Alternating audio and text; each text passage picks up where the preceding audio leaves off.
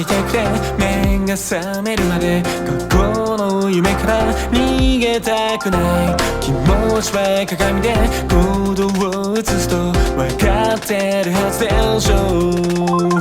かもしれない世界突然フラッシュバックする残像、全部妄想でいい。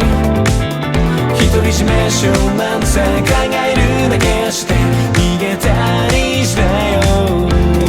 乗り越えた旅の果て、迷いたエピローグ、残されたモノグラム、絆を抱えて何度も名前を呼んだ。この世界は美しいだろう。形に縛られないでいい。つながる魂ですよ。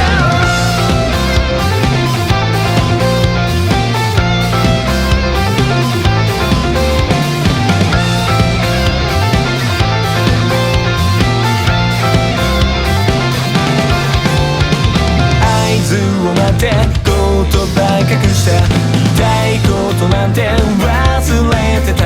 しゃみむ失った馬車馬のように立ち尽くしていた。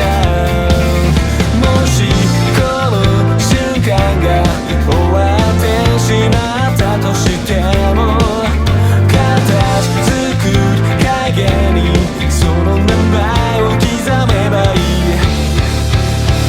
戻る場所を求めてたどり着いたこの世界は、残された出会いのわけを一つずつ取り戻していくよ。